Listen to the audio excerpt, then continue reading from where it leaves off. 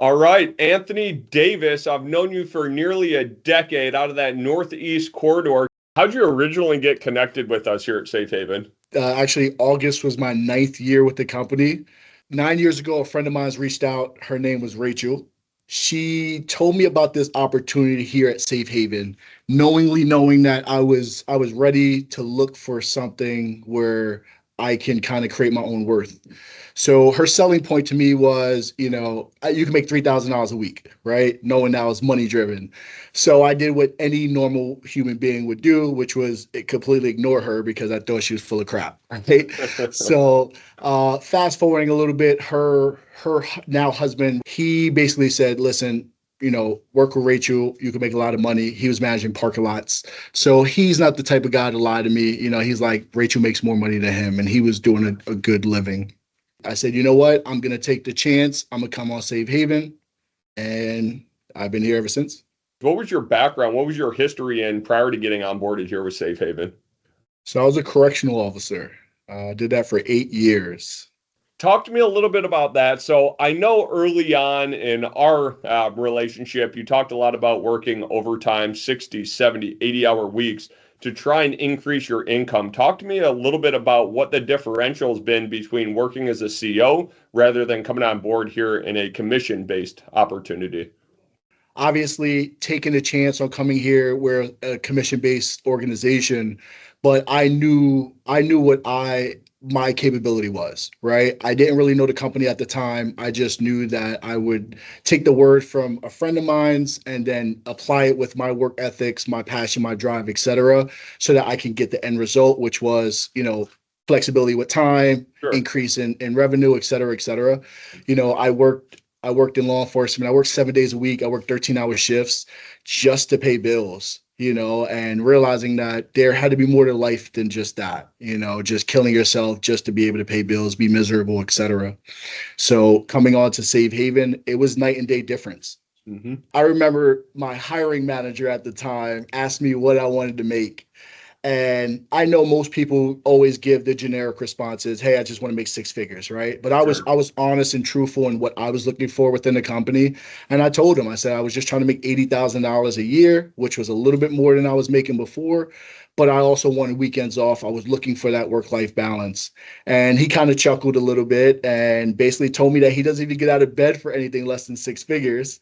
So yeah, in my mind, not coming from the sales background or industry and not realizing the full potential of what lies, I thought he was full of crap, but my first year within the company, I was able to make $101,000, which was eye-opening because I was able to really have that self-evaluation with myself and say, if I'm able to make $101,000 here without really knowing what I was doing, I can only imagine what I can make if I actually start to apply and engage and really try to perfect my craft here.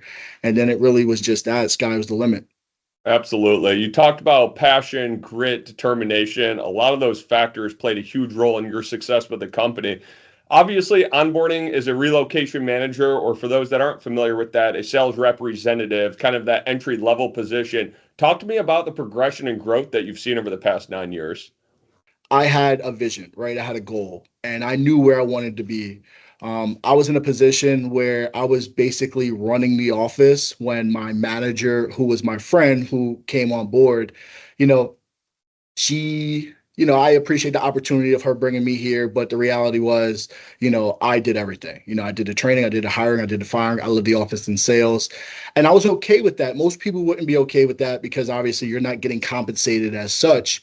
But I was okay with it because I knew what I wanted my end result to be, which was management.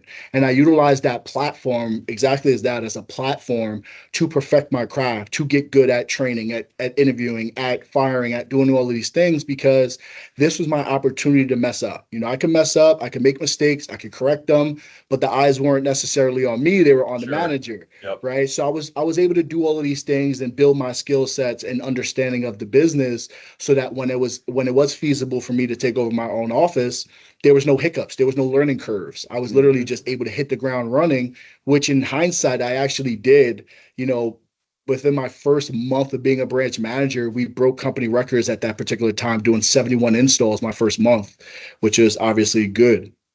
Absolutely. I actually remember the month that you guys installed 71. And for the viewers, 65 is our top tier, elites our top echelons, right? So to achieve almost at that top echelons in your first month as a branch manager. So you were a branch manager in the New Jersey market, if I recall correctly. And then what was your progression like from branch management? My progression was relatively quick. Within my first 2 months or so, they allowed me to become an assistant manager. So I progressively grew within the company relatively fast. Within that following year, so by my next year, I was able to become a branch manager with the company. And then realistically, that following year, I was able to be a regional. Back then, it was a regional with an office. So you were able to oversee and help develop, motivate, et cetera, other offices, but obviously also with doing your best of your ability to keep your office in good standing so that obviously you could keep that title. Absolutely. So, coming from your background that was more of an hourly focused, 13-hour days, 7 days a week, moving in as a relocation manager, advancing as a branch manager, and then within about a 36-month time frame, advancing as a regional over multiple other offices. What is it that keeps you motivated and driven to help others rather than just focusing on your personal successes? As you know a little bit about me, coming from New York City, coming from the Bronx, living in the projects, it was rough times. It was hard knock life. And everything I was able to build, develop, grow, over a time span, I actually had to put the necessary time and attention into it, right?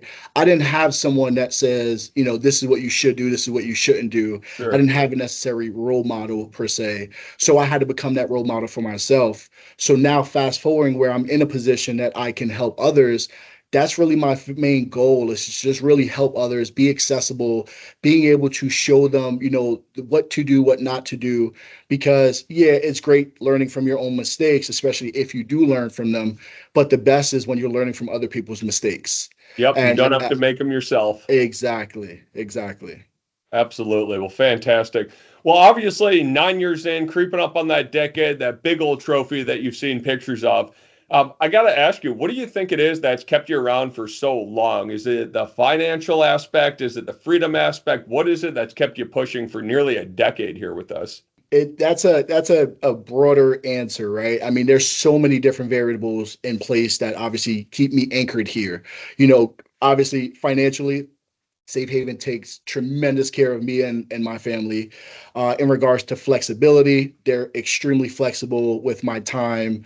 But I think the biggest contributing factor is the culture, is the family, right? I have people that reach out to me all the time for other opportunities, right? Because everyone thinks the grass is greener on the other side. Sure. And before they even could get a word out, my dialogue to them is, you can't afford me. Mhm. And they're kind of taken back a little bit because they didn't even go into financials yet with me, so they don't really know how to approach me now at that Sure. particular time. When you got national directors of the company that come down to help you prepare for your wedding, and spend nights at your home, and you really become a family, that's really what it's about.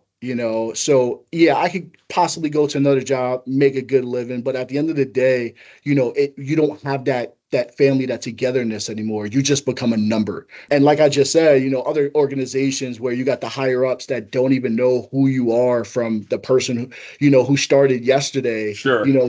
fast forwarding to where we're at now, where again, they know my kids, they know the birthdays, et cetera, et cetera. That's the reason why I'm here. Absolutely. And I'll reiterate that. That is one of the core reasons I'm here coming up on 11 years is that family feel and the culture that we provide at Safe Haven. So, Anthony, you're probably one of the, if not the hardest working individual across the country, both when we look at sales reps all the way up to regional management. I got to ask you, if you're bringing on somebody new or somebody's looking at a new opportunity, what do you think those factors are that make people successful coming into Safe Haven? We talked a little bit about it earlier. It's just that grit and determination. I think Safe Haven has done a phenomenal job with doing 80% of the job already for us. Sure. The other 20% is really just you taking what they already applied, applying it to yourself and then just doing the job, right? And I say it all the time, where else can you go to a job where the company is literally giving you the blueprints to success to say, hey, this is what you're supposed to say. In hindsight, this is what the customers are going to say, and this is how you respond to that. So if the people actually take the material and actually apply it and have a better, deeper understanding of what is necessary and what's supposed to be said, then you're going into any sale 4 steps ahead of the client. Right. So, but I think that a lot of people don't necessarily take the time and attention to get a better understanding of what their role really is, and they give up on themselves. I think that people don't leave the company, they just don't give themselves enough time, and they fail themselves. Absolutely. And I've seen that time and time again. However, those that come in, their willingness to learn and a willingness to put in the work, there's 100% success rate as long as they're willing to communicate and work in that direction. So, man, I appreciate your time out today. The Beast Coast Region, Senior Regional Anthony Davis, thanks for spending a little bit of time with us, talking to us today. Thank you. Appreciate it. We'll talk to you soon.